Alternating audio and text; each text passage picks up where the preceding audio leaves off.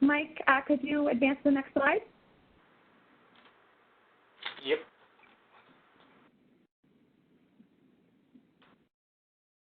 Great. So just a few reminders as we get started. So you should be muted when you're entering this webinar just to prevent echo and background noise. If you have a question, feel free to type it in the chat box. If you are not sure if you are muted, you can press a little mute button in the WebEx platform. And this webinar, like all of our webinars and learning collaboratives, is recorded and it will soon be available on our website. You'll have a link there when you receive the slides in your email today. Next slide.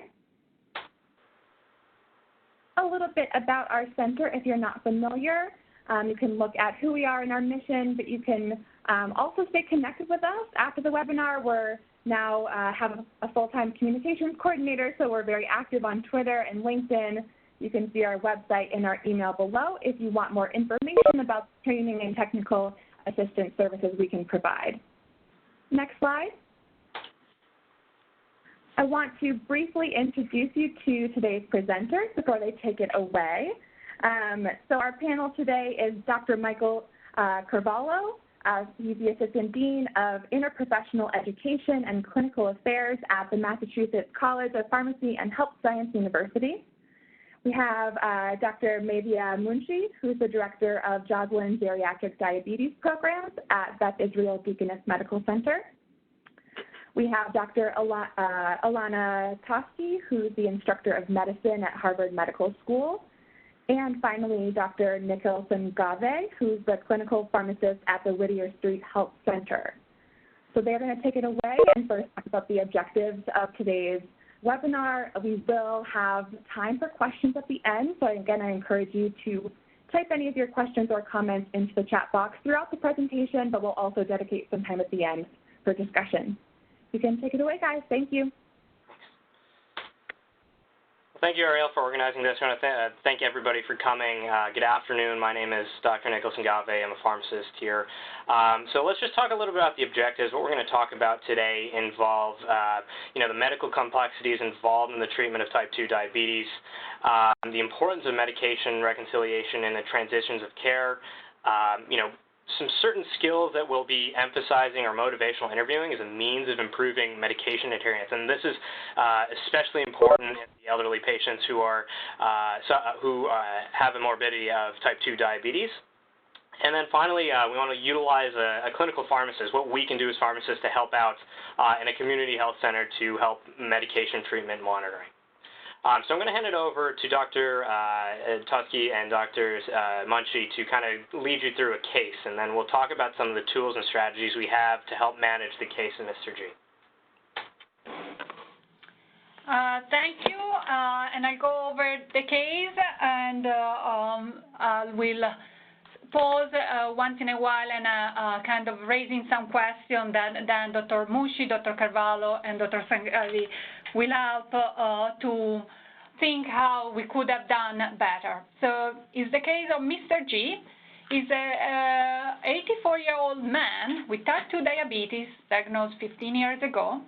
He lives alone since his wife passed away 3 years ago. He has 2 children that live close by, a son and a daughter, and they visit him once a week.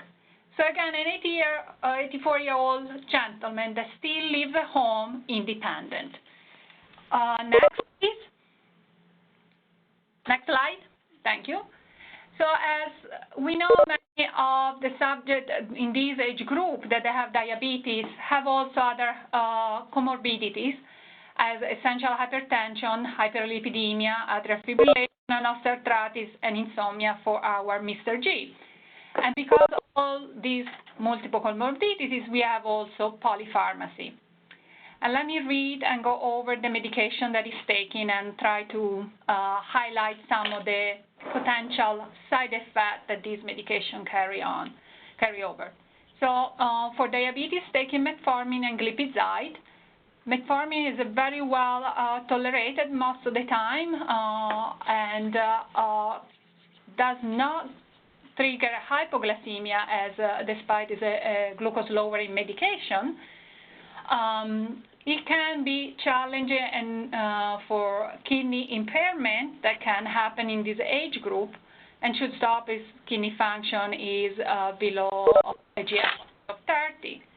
The glipizide is one of the most common medication used as a sulfonylurea, so as a glucose-lowering medication with potential side effect of hypoglycemia.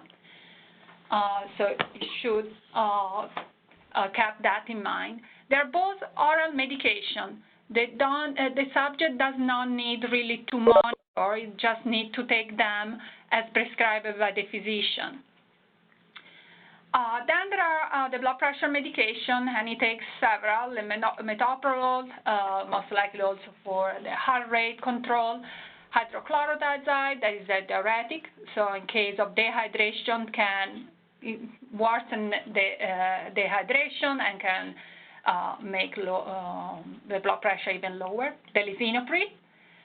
Then Mr. G has also atrial fibrillation and is on apixaban, which is an anticoagulant. And as we know, all the anticoagulant medication have an increased risk of GI bleed, as well as a subject fell increase the risk of internal and superficial bleeding. A baby aspirin, simvastatin, and multivitamin for senior, calcium, vitamin D, and then is on acetaminophen 3 times a day, as well Advil PM on a bedtime for insomnia. And Advil PM actually contains Benadryl that can actually impact, especially in this age group, cognitive function and increase the risk of delirium. So something to keep in mind when we go over the medication list. And keep in mind that this can be an over-the-counter medication, so kind of elicit and ask all the medication or all the supplements that subjects take for this age group. Next slide. So now Mr. G, 3 weeks ago, developed a high-grade fever, had cough, lethargy, anorexia, and had a fall. So he was taken to the emergency department. So is an acute worsening of his, yes, next please. Acute worsening of his health, and in the emergency room is diagnosed with pneumonia, with dehydration and acute renal failure. His blood pressure is low, he's tachycardic, high fever 102.5. Also in the emergency room, a few labs are checked, and I want to highlight A1C of 8.3, a kidney function with a creatinine of 2.1, and potassium 3.6, and an elevated white count. I want to point it out that while we could argue that A1C of 8.3 may be high or considered high by the American Diabetes Association goals of an A1C less than 7, in this age group, we know that health status and A1C has to be adjusted for health status, and we try to have a little higher goal, maybe for a healthy type 2 of this age group. With not too many other comorbidities, you could argue that a 7.5 could be the goal, but even maybe an 8%. So it's not that far from his goal for age and adjusted for health status. So Mr. G got admitted to the hospital, and now in the hospital with acute deterioration of his health and acute kidney injury, the metformin and the glipizide are stopped. Most of the time in the hospital, we tend to manage a subject with a basal bolus insulin regimen. And this is due, in this case, because of acute kidney injury, but also because most of the time the schedule can be flexible and meals are not brought timely or due to other procedures that are going on, as well as he's sick, so his appetite can be variable, and therefore giving a fixed amount of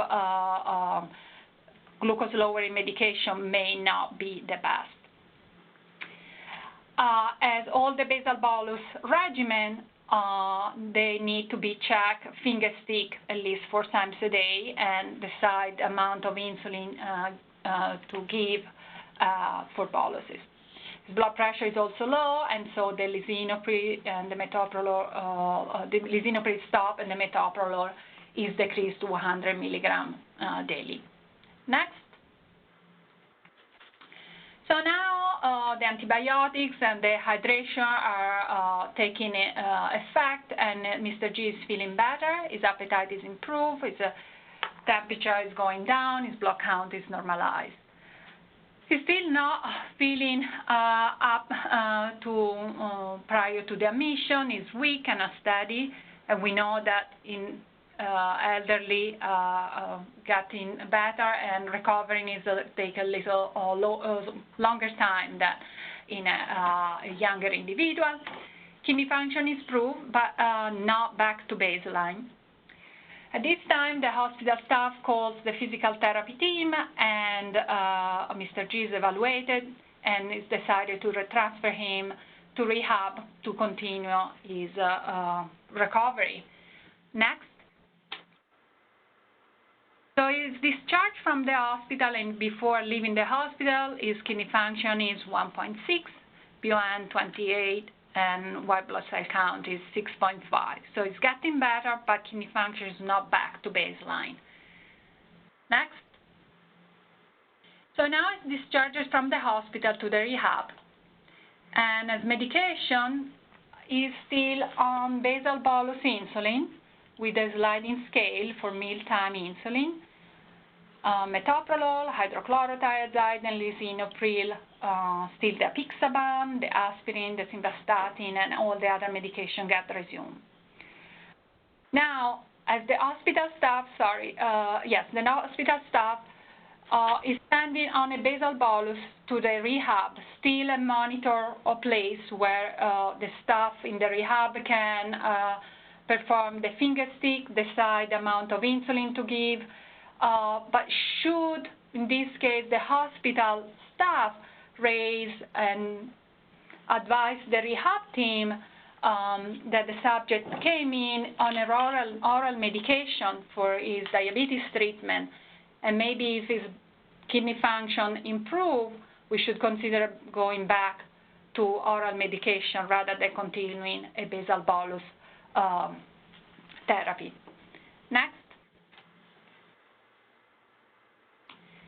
So now Mr. G is in the rehab. He's getting better. He's feeling well, and he's still by the staff of the rehab getting checked for his finger stick before breakfast, lunch, and dinner, and at bedtime.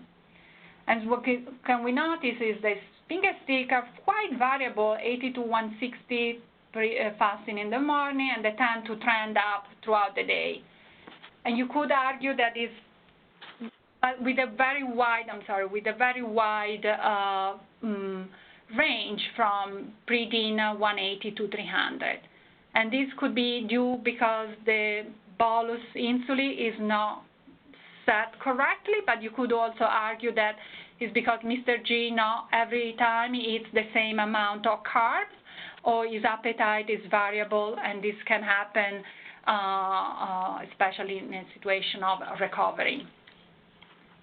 So this time, actually, the rehab also check again A1C, serum creatinine, and now it's back to baseline.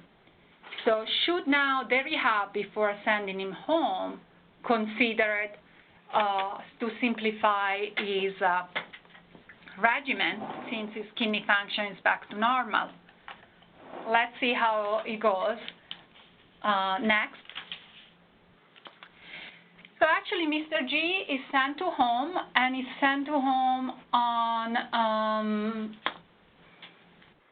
insulin therapy, and is having a hard time to maintain this complex regimen. So before going to the hospital, Mr. G was not checking any finger stick. Now he's asked to check finger stick 4 times a day, and then to look at his sliding scale and decide how much insulin. So because of that, actually, Mr. G has been switched to a pre-mixed insulin of 20 units to take before breakfast and before dinner. And then also prescribed to take short-acting insulin before each meal and at bedtime. So while the pre-mixed insulin of twice a day, you could argue that may have simplified the regimen, he still has to check his finger stick 4 times a day and decide also if to use correction sliding scale for lunch and dinner. I want to also to highlight that while the premixed insulin twice a day seems a simpler regimen, actually the kinetic of this insulin really have a second peak for 3-4 hours after taking the injection. And if subject does not eat, may actually increase the risk of hypoglycemia. Next. So now Mr. G has been home for 2 weeks, and with his son and his daughter decide to visit the primary care. And there are a few concerns that they want to raise with the primary care physician. He's not really doing well with diabetes, and he had a few challenges since he has been home. The first, a fall at night when he was alone. And if you can go to the next one. And because of this fall, actually was brought, the EMS were called, and it was noticed with a blood sugar of 45 milligram deciliter, so very low hypoglycemia, severe hypoglycemia. And so since then, his family actually is now calling him and reminding to eat all his meals and actually having snacks between meals to avoid this hypoglycemia. So an extra level of concern not only for Mr. G, but also for his son and daughter. They are worrying now all the time that these episodes can occur again. Next. So also Mr. G cannot really check his finger stick as he's been asked since being on multiple daily injection, and because it's increasing task, and also sometimes he forgets to take insulin. So it seems that this Mr. G is not able to do what the doctor asked him. Should we have thought of considering this and putting this in context before even asking and evaluating the subject, Mr. G, in this case, if this regimen was too complex for him. Next.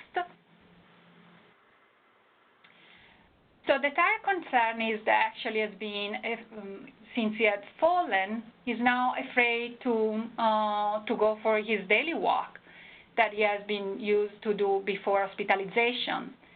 And as we know, exercise is good for everybody, but even more so for elderly, where muscle mass deterioration can happen very quickly, and therefore being bedridden or homebound for a few days can actually deteriorate and make them much more frailer, having a harder risk of fall, and having has been associated with increased risk of complication.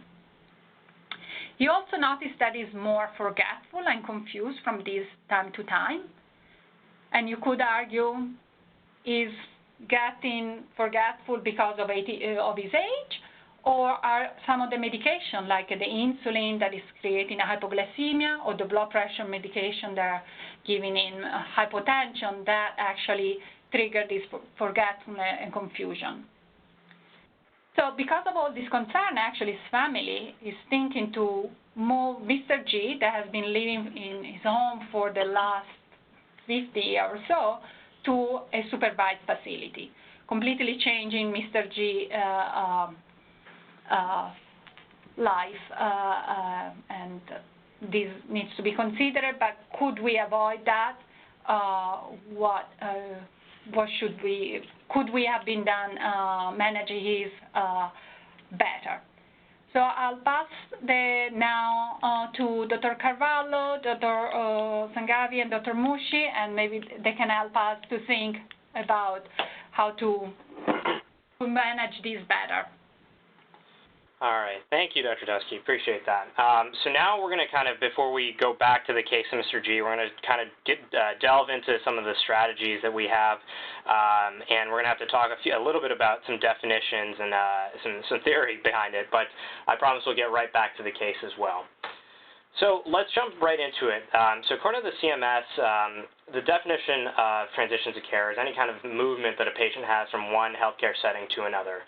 And, when it comes to primary care, we're really trying to make sure as pharmacists that, when they're coming to us from the ED or from an inpatient setting, they're fully managed and they're ready to kind of go out on their own.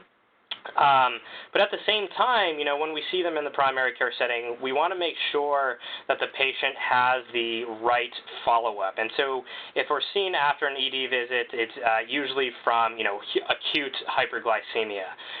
So we may, if the case is very complicated, refer them out to endocrinology, to GI. We'll definitely give them, a nutrition referral.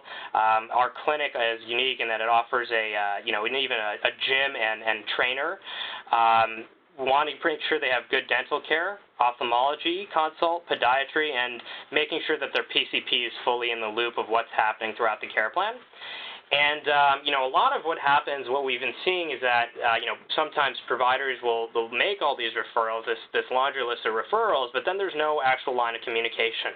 What actually happens when you send these patients to all these providers? You have a lot of cooks in the kitchen. So you want to make sure that the care is coordinated and everyone is on the same page so that a patient is not confused with too many instructions or too many recommendations.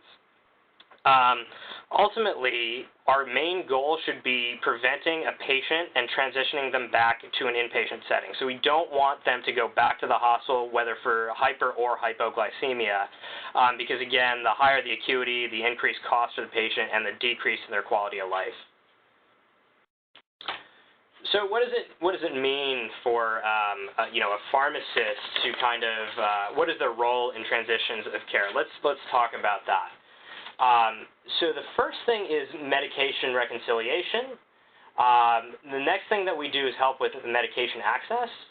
And finally, we obviously want to emphasize the fact of education and adherence. So let's dive right into those things right now. So again, the patients come, they're discharged, and we want to make sure that they're getting med recs completed. And at the same time, we want to make sure that they're assisted in terms of access. And then we'll talk a little bit about what clinical pharmacists do in the primary care setting. But first, let's start out with medication reconciliation. This is really the platform in which the pharmacist gets all the data. They extract all the data through a patient interview. I was trained at the Brigham and Women's Hospital, and my mentor actually told me that you want to play kind of a game with the patients, and you literally go from head to toe and ask them open-ended questions. Any medicated shampoos, any eye drops, anything in the ear, any nasal sprays, any inhalers, so on and so forth, and you go through the entire organ systems, and just in case they may be taking things that are not prescribed or over-the-counter or herbal remedies, so on and so forth. So that way, everyone is on the same page with the same medication list. After that, you kind of figure out which ones may interact, which ones the patient needs, and which one the patient does not need. And then you communicate that list to all parties involved in the patient's healthcare process.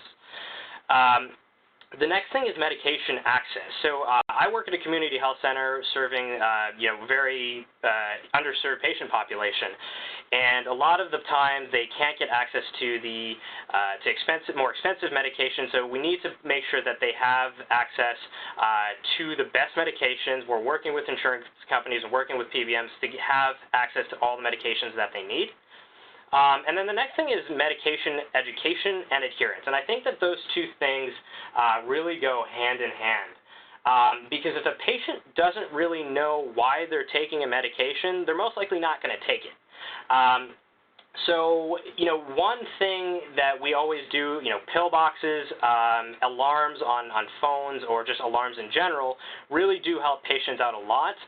But there's other tools that we have that I'll talk about in a few more slides. But, I also in clinic tend to provide verbal and written instructions outlining all the appropriate use of the medications. And then we have kind of targeted counseling, and we show what changes we've made to the medications at each particular visit. Again, we want to document, who are the outpatient providers. You want to discuss what medication changes, what labs you're ordering with family and friends, too, so that they can provide support, they can get them to the appointments that they need, so on and so forth. Again, when we're providing them the instructions, you also want to make sure that it's in the language that they understand. Sometimes patients may not be literate. They may not be able to know how to read or write. So what do you do in those situations? Really need to involve family. Again, so these are all the things that we need to consider when, trying to minimize complications when it comes to the transitions of care.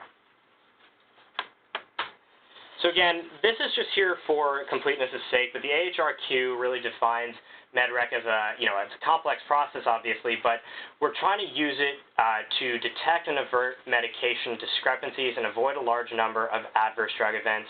Again, these are associated with high costs, more complications in a patient's healthcare delivery, and ultimately poor outcomes as well. So that's what we're trying to avoid.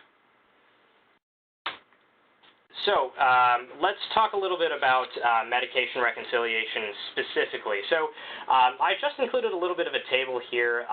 There's a plethora of data out there that shows that pharmacists in medication reconciliation in all levels of care, whether it be inpatient or outpatient, they really can make a huge difference in reducing negative outcomes, specifically death. And that's a big added benefit that your pharmacist can contribute to the team. So in terms of medication reconciliation, what type of relevant patient information do you need to get? I think it's so much more than just the medications and the doses and the frequency, but you need to also know what the disease states are. Are they on a medication without some kind of indication for it? What is their social history like? It's more than just drinking or smoking, but it's also, transportation. Do they have access to the car? Do they need to take a subway or a bus? So obviously that's going to affect their adherence to their appointments. Again, education, family support, and even employment. A lot of times insulin is dosed, basal insulin is dosed at nighttime. If a patient is working a night shift, that's probably not going to translate as well. So you kind of have to adjust based how those social contexts kind of play into the care. The next thing you do is you want to create a comprehensive medication list, and obviously it comes from the patient interview, but you also want to reach out to their community pharmacy if you have access to other electronic health records. And then you want to finally have the patient actually come to your interview and bring in all the medications that they're taking, and ask them specifically how they're taking it versus what's on their list, because they're not always necessarily the same thing. And after that point, we look for drug-drug interactions, drug-disease interactions, contraindications, duplications, so on and so forth. Finally, we want to make sure that all that information that we've ascertained from the interview, from the community pharmacies, from the EHRs, that's all compiled on one list, and then we finally communicate it to all the healthcare team and the necessary parties that need to be communicated to. Now, MTM, or medication therapy management, is a big thing in community pharmacy and ambulatory care pharmacy. This is kind of a quick and dirty way to look at it, but it's a patient-centered and comprehensive approach to improve medication use. 100,000 hospitalizations due for every year for patients 65 and older, and that's because of medications not being reconciled or because there's something wrong with the medication. So obviously that's a huge problem. It's a huge cost to our healthcare system.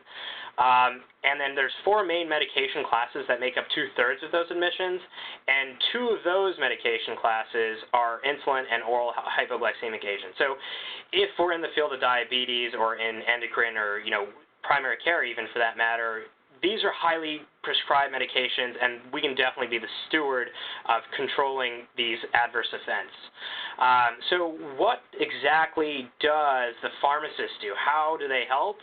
Obviously, we talked about adherence and optimization, but in terms of medications, whether it be an insulin pen versus a syringe and vial or a glucometer, we actually have the patient go to the pharmacy, pick it up, bring it back to the clinic, and then we'll counsel them on it. And if a patient has cognitive dysfunction or they're elderly and they tend to be forgetful, we'll have their family come in and we'll counsel them on it as well. Sometimes we provide visiting nursing to go to their houses and have them and call the nurse when they come to the appointment. So those are all some skills and some strategies we have to kind of help prevent these complications in elderly patients. And the next thing we need to do is therapy optimization. Dr. Toschi kind of alluded to the A1C being 8.3% in this patient. Now, the ADA guidelines recommend in most patients that the goal should be less than 7%. So, what target are we really trying to hit here? Are we trying to treat to a number, or are we trying to kind of tailor our therapy for a specific patient or patient population?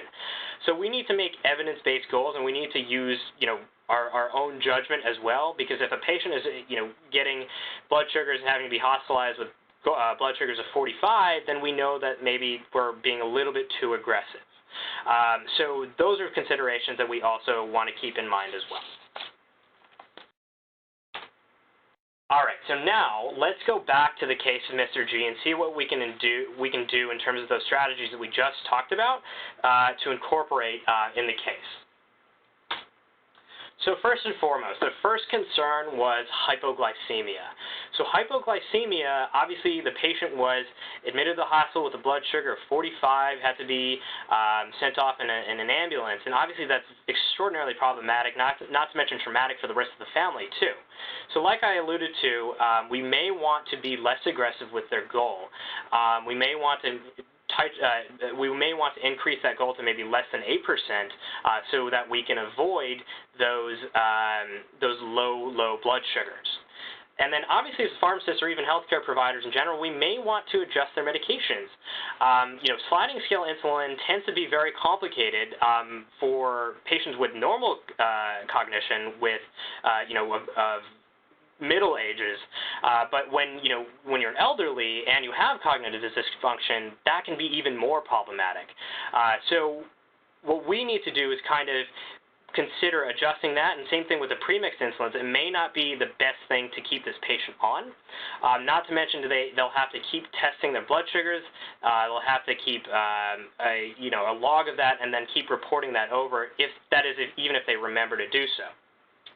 So there are new medications on the market that help kind of prevent those hypoglycemic episodes. Certain medications like GLP-1 agonists, DPP-4 inhibitors, and SGLT2 inhibitors, even thiazolidinediones, which have kind of fallen out of favor based on heart conditions, those still kind of avoid hypoglycemia. In the case of Mr. G, probably not the best case to use a TZD, but even a DPP-4 and an SGLT2, something we may want to consider. And in addition to that, it's an oral medication. So those are good potential options, especially now that his renal function has kind of improved since his inpatient visit. So that's something to consider as well.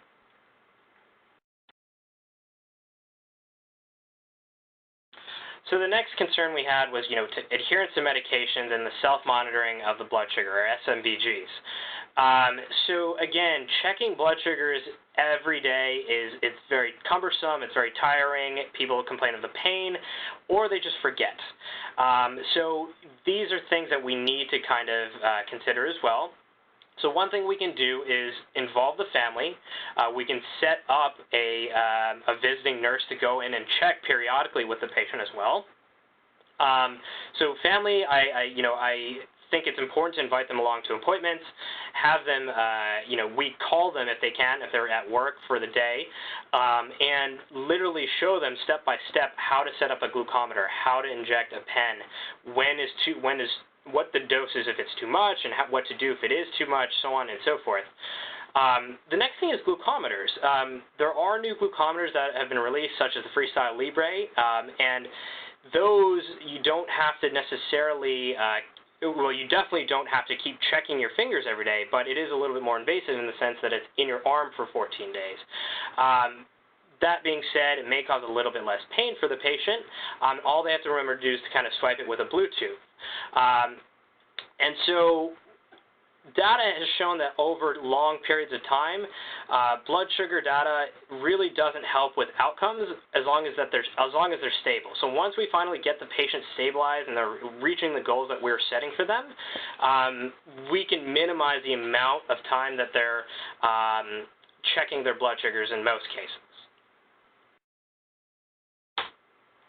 Now, finally, we're going to talk about falls. So obviously, we want to make sure that we're minimizing chances for hypoglycemia, whether it's giving them glucose tablets, counseling them on the rule of 15, things like that, making sure both their family and the patient themselves know what to do if they're feeling, those trembling, shaking, palpitations, those symptoms of hypoglycemia.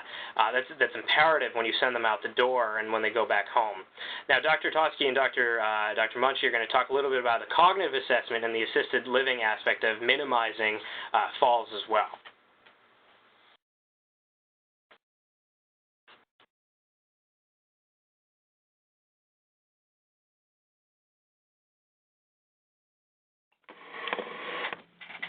Yeah, hi. So this is Medha, Munshi, and we just, this was a wonderful assessment of how to approach the patient from the and how different areas of clinicians, whether they are primary care physicians or hospitalists or pharmacists, can help to bring together maximizing the benefits and minimizing the harm. And I just wanted to sort of add the perspective from a geriatrician's point of view in the same thing that Dr. Sangave talked about as far as concerns for Mr. G. And so if you look at from what we do in even the primary care geriatrics is something like that where the concern is hypoglycemia, it's important to adjust the goals based on, as Dr. Sangave said, not only the diabetes but the overall health, because the goals in the same individuals can change if when this individual was living with his wife and was managing well on his oral medications, then perhaps the goal of keeping him under 8% might be appropriate and might do well with it. While once his cognitive function decline and now he does not have a caregiver at home, it might be appropriate to liberalize the goal. The other thing to remember also is that in older adults especially, but also in general, when you are worried about hypoglycemia, then simply adjusting the A1C goal may not be adequate to remove the risk of hypoglycemia. And Mr. G is a good example of that, its A1C goal is 8.4, and yet he's having wide excursions of glycemia because he's on a therapy that is not perhaps appropriate for him. He's not able to check appropriately.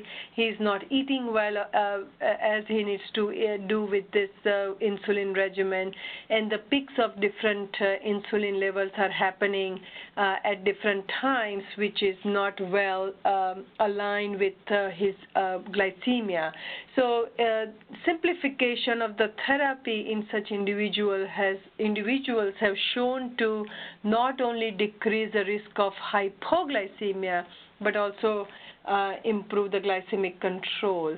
And then one of the other things that might be appropriate for primary care physician to know is that in older adults, as we get, they have less hyperglycemia during the fasting time, while they have more hyperglycemia during the afternoon period, as you see in Mr. G's glucose levels, that he is many times waking up low and having high in the afternoon and bedtime numbers. And something like that can be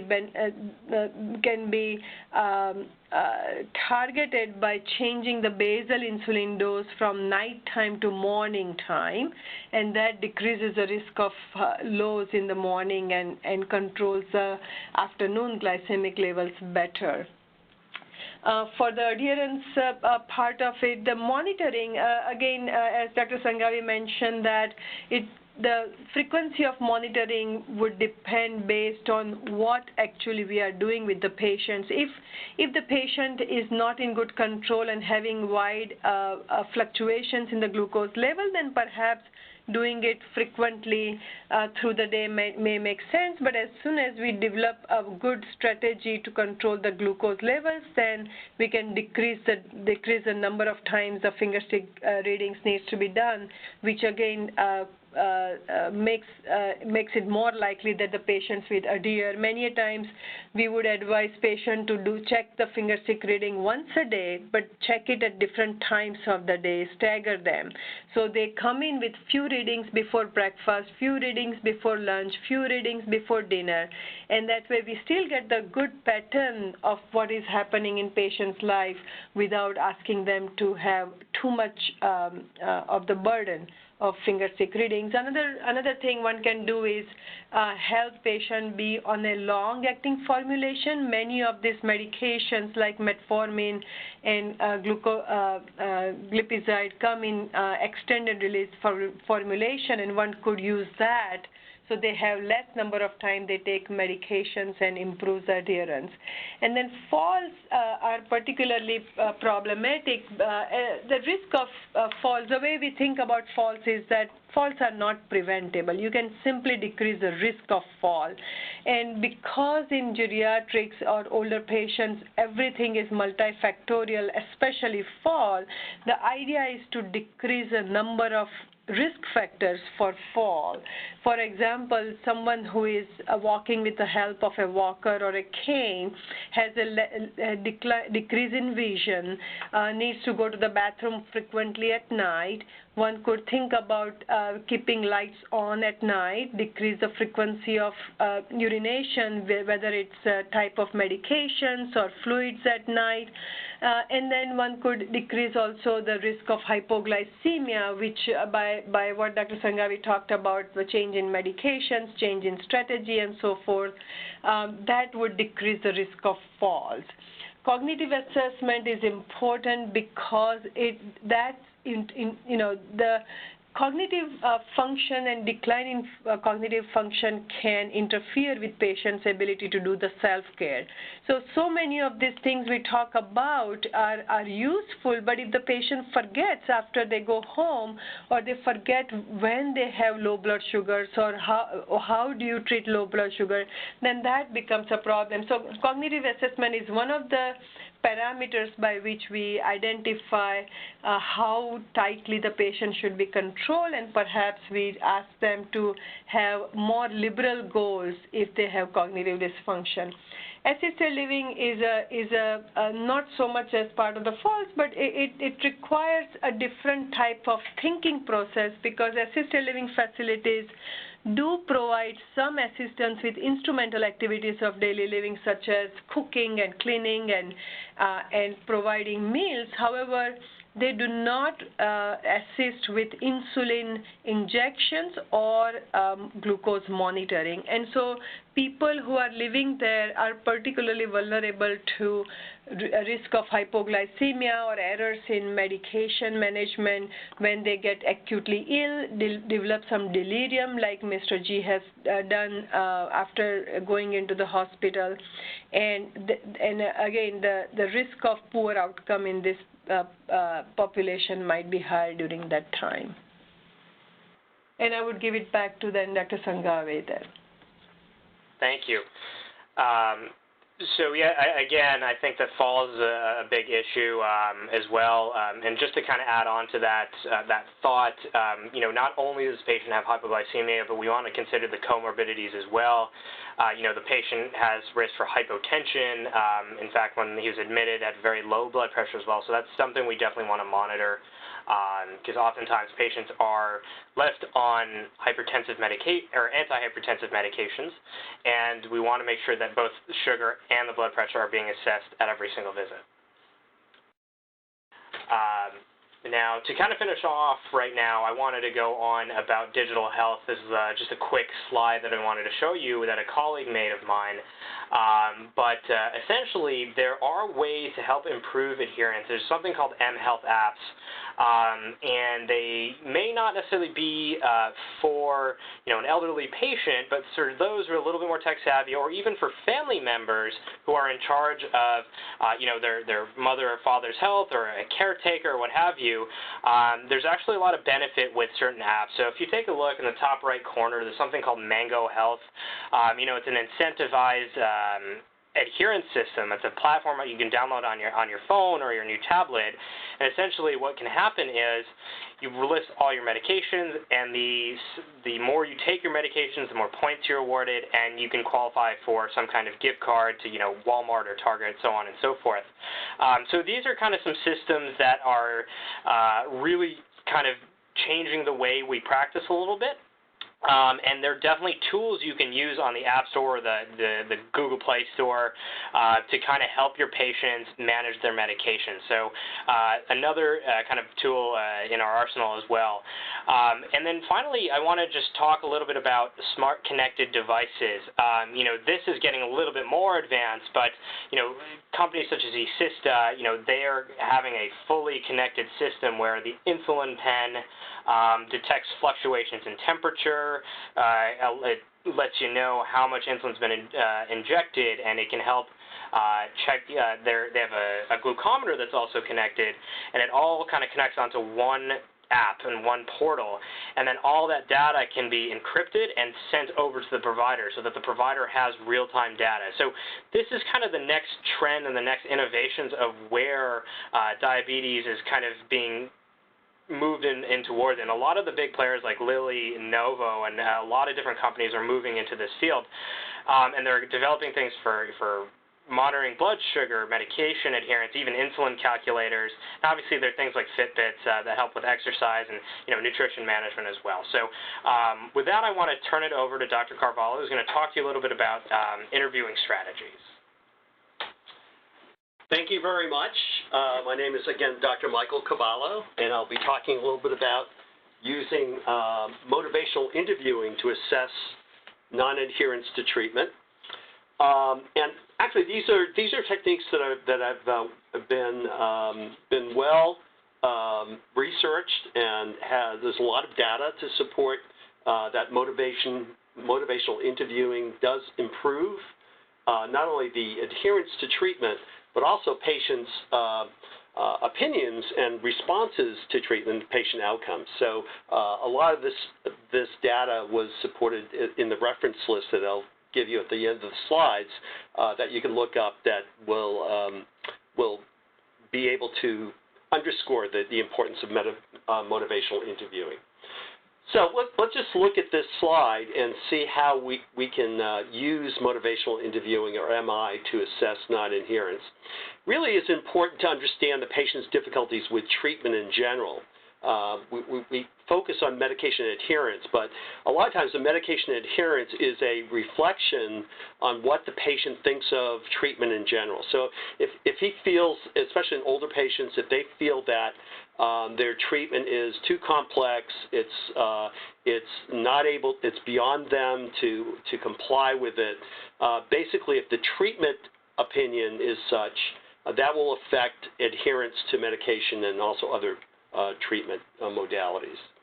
So the patient may actually have a basic disagreement with treatment, not understand its relevance, or be really incapable of complying. So if you're asking a cognitively impaired elderly patient who has been kind of piping along at home with oral medications to all of a sudden finger stick several times a day, look at the sliding scale, adjust the dosing, he may not even be really agreeing with the fact that he's taking injections. So that before we even get to that point where we introduce a very complex modality, we have to assess whether he is actually on board with using insulin to begin with. So he was basically put on this in the hospital. If you look at Mr. G, it's not uncommon to have people, what happened to him to get admitted to the hospital was an acute infection. Not uncommon for the acute infection to cause, blood sugars that are out of control. And certainly as you treat the acute infection, the level of control for his blood sugars may actually change over time as he responds to that. So again, looking at what's happened to Mr. G over the course of an acute illness and whether we need to necessarily treat him the same way with his diabetes as we did with acutely or even in the rehab setting is really needs to be reassessed. So looking at the capability of the patient to actually comply with treatment from an academic standpoint, we certainly would like our patients to be right on the button with their blood pressure monitoring. But again, the important thing with looking at this patient is that it may be very important for him to maintain some level of independent living. So, to get him, tear him away from that really is and not having him be part of that decision is really not a great way of dealing with this. So again, the intensity of medication changes the complexity of regimen along with the age, and disease-related cognitive changes will also impact on adherence to treatment. And motivational interviewing actually could be a great way to assess that. So I just want to introduce this slide, and you might disagree with this, or it may generate some discussion. But if you're a clinician that's in charge of, or a team that's in charge of treating Mr. G, for instance, or any other patient, you really have to look at, instead of just blindly saying we have to have the patient adhere to the treatment, we have to question whether the treatment is appropriate for the patient given his situation. So again, as I mentioned, the acute intensive treatment that was required for this particular patient, hospitalization after an acute infection, and even in the rehab setting, may not be the same modality of treatment that's necessary to keep him in independent living after all those acute situations have been remediated. So whenever we think of the transitions of care, we're thinking of not only transitions of care for the patient, but we're also looking at how do the treatment of the patient transition as well. So are we using the same level of care in how we transition treatment as we do when we transition to more of an acute setting to a less acute setting? So again, having the patient and the clinician involved in these transitions is really important, so that you don't get involved in a situation where you've made these changes. You're basically looking at goals that are reasonable when they're in an acute situation, but may be unreasonable when you discharge the patient. And unless you have the patient involved in this treatment, and actually the primary care team involved in it, so that for instance, in this case, Mr. G, basically comes into the PCP outpatient treatment after this acute episode, and the PCP looks at the patient and says, what happens? What's happened to this guy? He's been relatively stable for a while. Now all of a sudden he's on insulin. He's confused. His family's complaining. They're talking about getting him into an assisted living or a nursing home situation. What's happened to this guy? This is not something that I anticipated, and having the primary care team involved in the transition may be helpful in reducing this shock factor for this treatment for this patient. Okay, let's look at again the motivational interviewing, the aspects of motivational interviewing, and how they play into designing an MI program for patients. Basically, you're dealing with principles of motivational interviewing, the mindset involved with motivational interviewing, and the core skills involved for clinicians to do motivational interviewing. And everyone can do this. Everyone can be trained to do this. You don't have to be a psychologist, a social worker, a psychiatrist. You just have to be able to be trainable, and a trainable process, you can look at the references, is available to anyone that wants to use motivational principles, and they're very they're not complex, and they're very easy to remember. And one way to remember the principles, mindset, and core skills is to look at these mnemonics: rule, pace, and ORS. Let's look at the principles first, and this mnemonic is rule. Principles of motivational interviewing is a little bit counterintuitive that sometimes we're trained as clinicians where we're told to give orders to the patient and give direct suggestions or solutions to problems. The principles of motivational interviewing is not necessarily to give direct suggestions, but have the patient come up with some suggestions to problems. So the first point is resisting telling patients what to do. So in this case, if you're looking at motivational interviewing technique in Mr. G, you don't say, for instance, you should be able to do this better by doing this to understand, to remember taking your insulin. So you don't want to do that, because you're basically talking to the patient rather than having the patient involved in their own treatment process. So resist giving direct suggestions. Understand the patient's motivation, again, understanding their own motivation to change. And again, this can only come up when you're talking to the patient and eliciting their own perspective. You want to listen closely to the patient, have them be the center of treatment. So again, you're not dictating to them their treatment. You're allowing them to express ideas about their treatment and suggest ways that they can comply with treatment. And another principle is basically empowering the patient to take more control of the actions and more control of the treatment plan.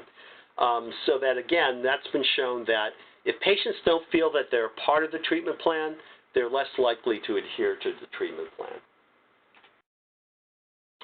The mindset is the mnemonic PACE, P-A-C-E, partnership. Basically, you look at this mindset of motivational interviewing as collaborating with the patient rather than being the hierarchical, kind of figure of directing the patient to treatment. You're looking at accepting the patient's shortcomings, and if he tells you that, look, doc, or look, whoever the clinician is, I just will never be able to inject myself with insulin. I can't see myself ever doing that.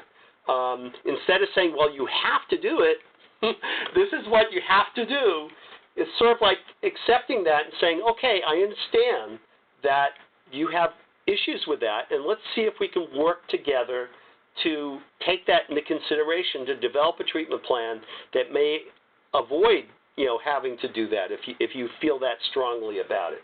So accepting non-judgmentally, being empathetic affirmatively, reassuring the patient that you understand his difficulty with it, showing compassion so that you're not, again, being punitive, and always helping the patient evoke, bringing out their own reasons and feelings about their treatment.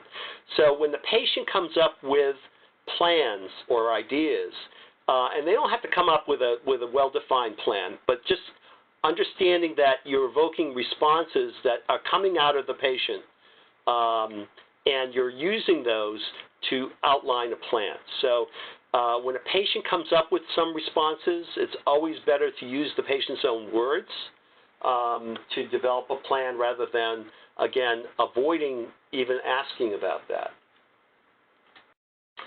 So these are the skills that one is involved as well, OARS, this mnemonic, O-A-R-S.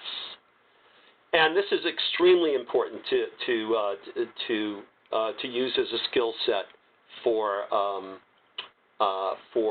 involving in motivational interviewing. Always ask open-ended questions. Don't ask a question like, have you been able to take your insulin as prescribed? That's really a close-ended question. Never ask a question that can be answered with either a yes or a no. Always ask a question that's going to allow for the patient to give you some information, some more information about what they're feeling and how they, what their attitude is towards treatment. So always ask, how is it going? How are you feeling? How are you doing? That sort of thing is always better to open with an open-ended question rather than a specific closed-ended question that has a yes or no answer.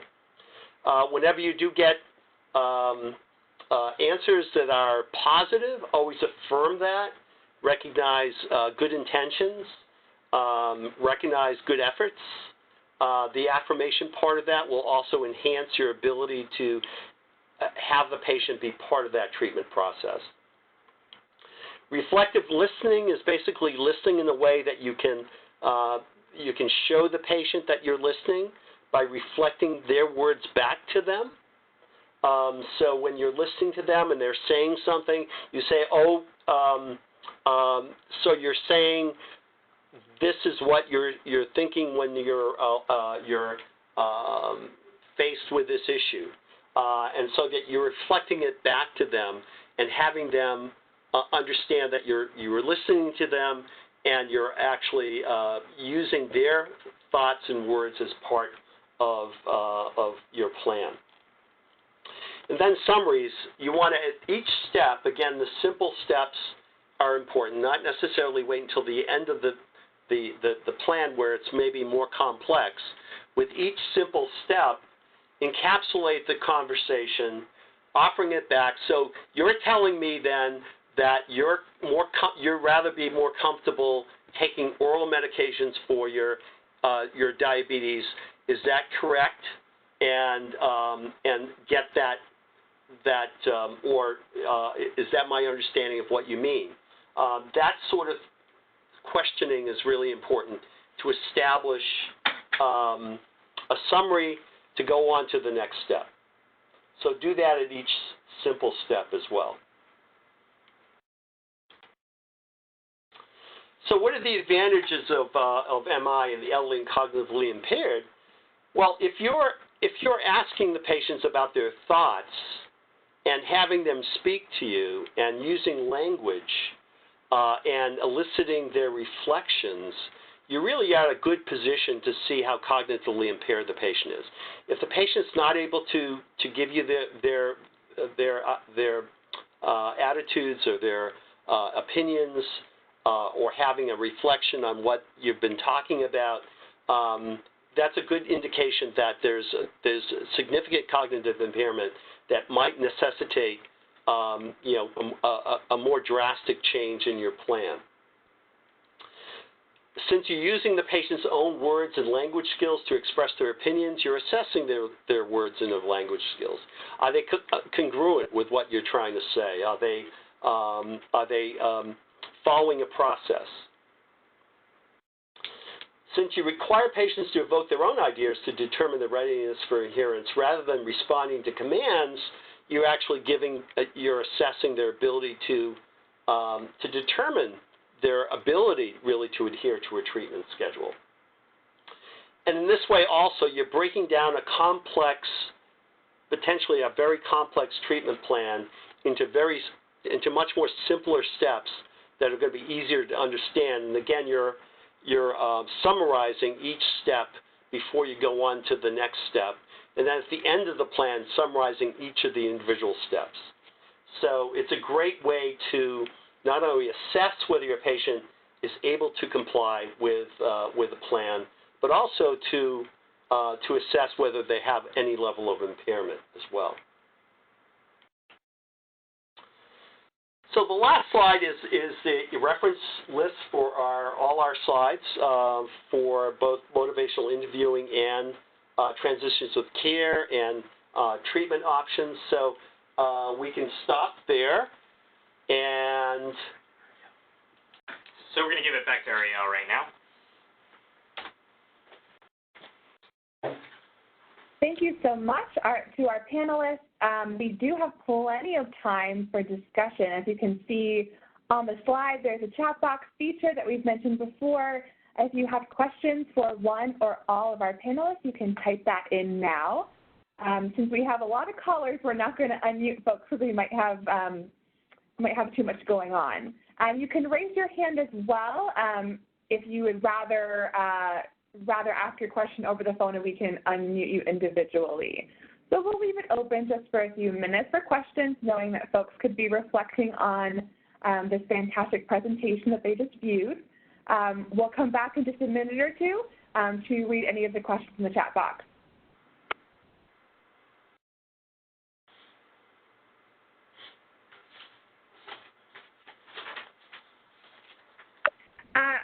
To our panelists, are you able to see the question that came up in the chat box? Yeah, about patient contracts, is that right? Yeah, would you mind, you can go ahead and read it, and then whoever on the panel wants to respond can go ahead and do that. Give me one.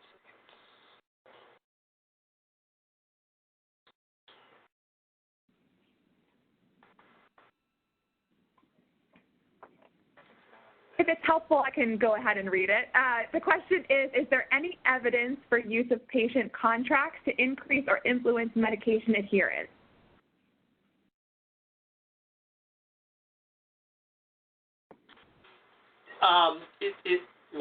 Like all other things, this is Dr. Carvalho, like all other things, it makes sense intuitively, but I don't know of any evidence that actually making a contract will help adherence.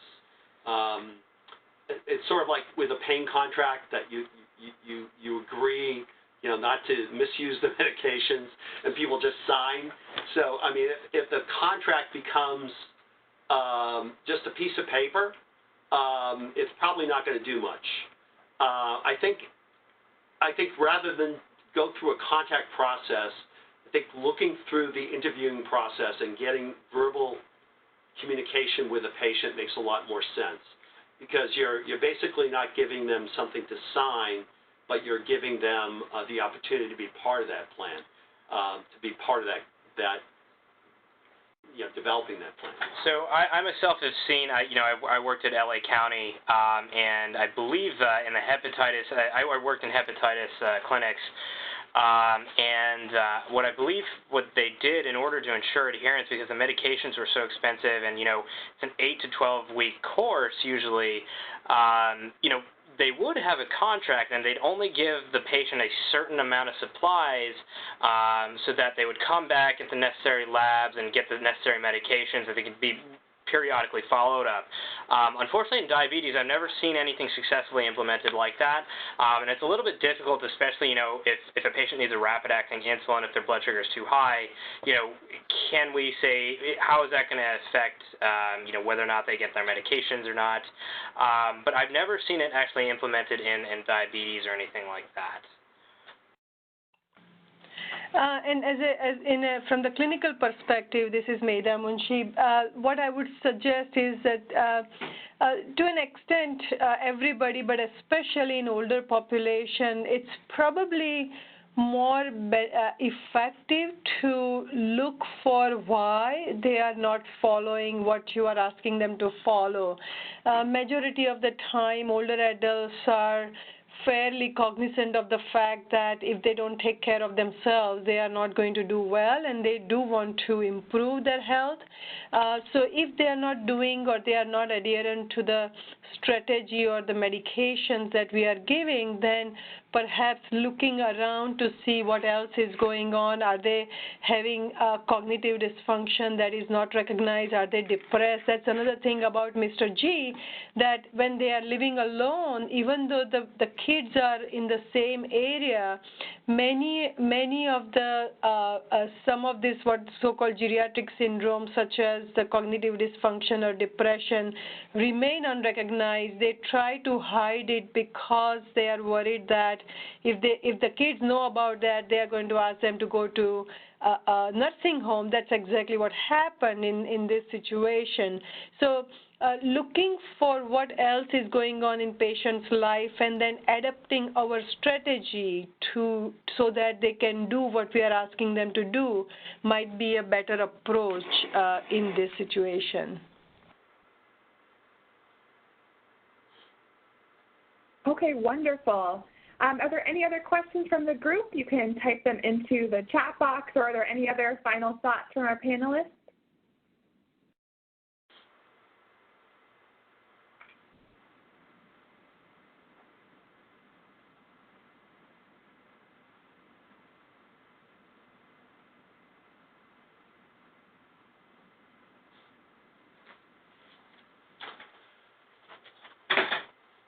Okay, so what we can certainly do if folks are still sort of reflecting on their thoughts and maybe formulating some questions, we can certainly keep the line open for a few moments if our panelists want to stick around.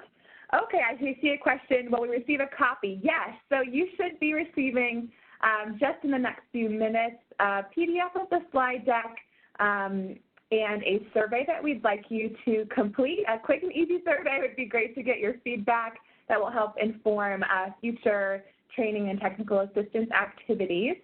We'll also have a recording available in the next couple of days, so you'll get the address for our website where that will be stored, but we can certainly follow up with you with a recording if you would enjoy that as well. So if there aren't any other questions at this time, again, we'll leave it open for a few moments, but we'll say goodbye for those of you who get a few more minutes in your day to go do what you need to do. We thank you again for participating today. We welcome you back for our future webinars and learning collaborative activities, which you can learn more about on our website. Thank you, everyone, again. Again, if you have other questions, stick around, type them into the chat box, or certainly send us an email. Thanks again. Thank you. Thank you, everybody. Thank you. Thank you.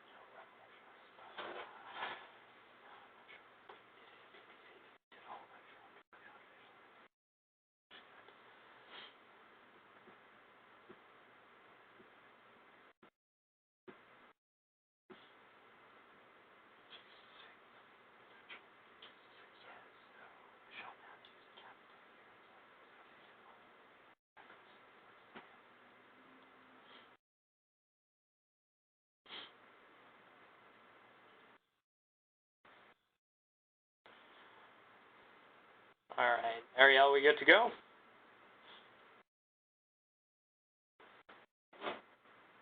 Yes, we should be good to go. I apologize. We didn't realize we were on mute. Yes, so we've gotten some good feedback, and I see the slides have been sent out. So we will close it for now, but certainly be in touch with us if you have further questions. Okay. Take care, everybody. Thanks, everybody. Thank you. Appreciate it. Bye, thank you. Bye. Thank Thank you. you.